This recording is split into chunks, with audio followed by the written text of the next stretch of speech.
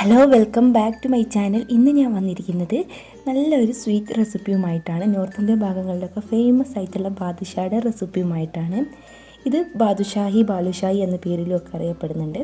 അപ്പോൾ നമുക്ക് വൈകിക്കാതെ വീഡിയോയിലോട്ട് പോവാം. അപ്പോൾ ഞാൻ എല്ലാ വീഡിയോയിലും പറയുന്നത് പോലെ നിങ്ങൾക്ക് എൻ്റെ ഈ ചാനൽ ഇഷ്ടമാവുന്നുണ്ടെങ്കിൽ താഴെ കാണുന്ന ആ റെഡ് സബ്സ്ക്രൈബ് ബട്ടൺ ഒന്ന് ക്ലിക്ക് ചെയ്യുക. തൊട്ടടുത്ത് തന്നെ ഒരു ബെല്ലൈക്കൺ വരും. അതിൽ പ്രസ് ചെയ്യുമ്പോൾ ഇതുപോലെ കാണാം. ഇതിൽ ഓൾ വേണം പ്രസ് ചെയ്യാൻ. അപ്പോൾ ഞാനിടുന്ന വീഡിയോസൊക്കെ നിങ്ങൾക്ക് നോട്ടിഫിക്കേഷനായിട്ട് ലഭിക്കുന്നതാണ്. അപ്പോൾ ഈ ഒരു സ്വീറ്റ് ഉണ്ടാക്കാൻ വേണ്ടിയിട്ട് ഞാനിവിടെ 2 കപ്പ് മൈദയാണ് എടുത്തിരിക്കുന്നത്. ഇനി ഇതിലേക്ക് 1 ടേബിൾ സ്പൂൺ പഞ്ചസാര ചേർത്ത് കൊടുക്കുന്നുണ്ട്. പൊടിക്കാത്ത പഞ്ചസാരയാണ് ഞാൻ ചേർത്ത് കൊടുക്കുന്നത്. അതിനുശേഷം ഒരു 4 ടേബിൾ സ്പൂൺ അടുത്തോളം ഞാൻ നെയ്യ് ഒഴിച്ച് കൊടുക്കുന്നുണ്ട്. നെയ്ക്ക് പകരം നമ്മളെ കയ്യിൽ ബട്ടർ ഉണ്ടെങ്കിൽ ബട്ടർ നന്നായിട്ട് ഉരുക്കിയതിന് ശേഷം ഇതുപോലെ ചേർത്ത് കൊടുത്താലും മതി. ഇനി 1 ടേബിൾ സ്പൂൺ തൈരാണ് ചേർത്ത് കൊടുക്കുന്നത്. പുളിയില്ലാത്ത തൈരാട്ടോ ചേർത്ത് കൊടുക്കുന്നത്. അതുപോലെ തന്നെ ഒരു 4 ടേബിൾ സ്പൂണോളം പാലൂടെ ഒഴിച്ച് കൊടുക്കുന്നുണ്ട്. ഇതിലേക്ക് നമ്മൾ ഒട്ടും തന്നെ വെള്ളം ഒഴിക്കുന്നില്ല. അതിന് പകരം പാലാണ് ഒഴിച്ച് കൊടുക്കുന്നത്. പിന്നെ ഇതിലേക്ക് ഒരു 1/4 സ്പൂണോളം ഉപ്പിട്ട് കൊടുക്കുന്നുണ്ട്. അതുപോലെ ഒരു 1/4 സ്പൂണോളം ബേക്കിംഗ് പൗഡർ കൂടെ ഇട്ട് കൊടുക്കുന്നുണ്ട്. എന്നിട്ട് നന്നായിട്ടൊന്ന് കുഴച്ചെടുക്കാം. നമ്മൾ ഈ ഒരു മാവ് കുഴച്ചെടുക്കുമ്പോൾ കൂടുതൽ സോഫ്റ്റ് ആക്കിയിട്ട് കുഴച്ചെടുക്കാൻ നിൽക്കരുത്. ഇതുപോലെ അടർന്നടർന്ന് കിട്ടുന്ന രീതിയിൽ വേണം കുഴച്ചെടുക്കാൻ. എന്നാലാണ് നമ്മൾ ബാദുഷ പൊട്ടിച്ചെടുക്കുമ്പോൾ നല്ല ലെയറായിട്ട് കിട്ടുള്ളൂ. ഇനി നമുക്ക് അഥവാ ഇതിലേക്ക് വെള്ളത്തിൻ്റെ കുറവെങ്ങാനുണ്ടെങ്കിൽ ഒട്ടും തന്നെ വെള്ളം ഒഴിച്ച് കൊടുക്കരുത്. അതിന് പകരമായിട്ട് നമ്മൾ കുറച്ച് പാൽ ഒഴിച്ചിട്ട് നന്നായിട്ടൊന്ന് കുഴച്ചെടുത്താൽ മതി. എന്നിട്ട് ഇതൊരു അരമണിക്കൂറൊന്ന് റെസ്റ്റ് ചെയ്യാൻ വേണ്ടിയിട്ട് വെക്കാം.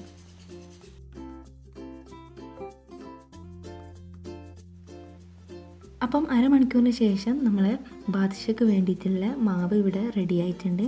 ഇനി ഈ ഒരു മാവിൽ നിന്ന് ചെറിയ ചെറിയ ബൗളാക്കി എടുക്കുക. കൂടുതൽ സോഫ്റ്റ് ആക്കിയിട്ട് ഉരുളകളാക്കാതിരിക്കുക. ചെറുതായിട്ടൊന്ന് ഉരുളാക്കിയിട്ട് ഇതുപോലെ നമ്മൾ വിരൽ വെച്ചിട്ടൊന്ന് കുഴിച്ച് കൊടുക്കാം. ഈ ഒരു രീതിയിൽ നമ്മൾ മാവ് മുഴുവനായിട്ടും ആക്കിയെടുക്കാം.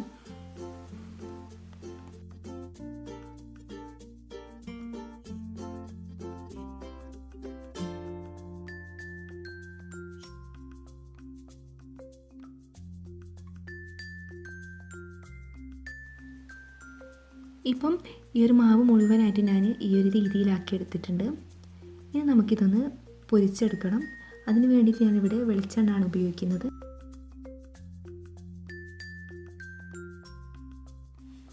ഇതുപോലുള്ള സ്വീറ്റ്സൊക്കെ പൊരിച്ചെടുക്കുമ്പോൾ വെളിച്ചെണ്ണ പൊരിച്ചെടുക്കുന്നതായിരിക്കും ഏറ്റവും നല്ലത്. അപ്പോൾ ഞാൻ ഉരുളകളാക്കി വെച്ചിട്ടുള്ള മാവ് ഇതുപോലെ വെളിച്ചെണ്ണയിലേക്ക് ഇട്ട് കൊടുത്തിട്ട് നമ്മൾ ബാദുഷയ്ക്ക് ഒരു ഗോൾഡൻ ബ്രൗൺ കളറായി വരില്ലേ, ആ ഒരു സമയത്ത് നമുക്കിതൊന്നായിട്ട് കോരിയെടുക്കാവുന്നതാണ്.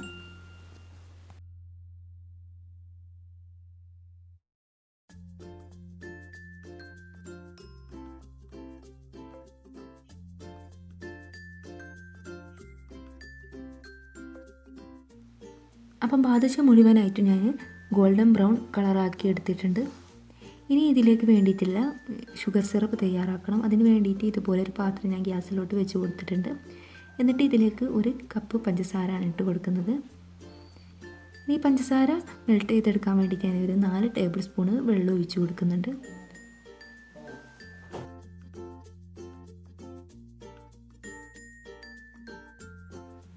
ഇപ്പം പഞ്ചസാര നന്നായിട്ട് മെൽറ്റായി വന്നിട്ടുണ്ട്.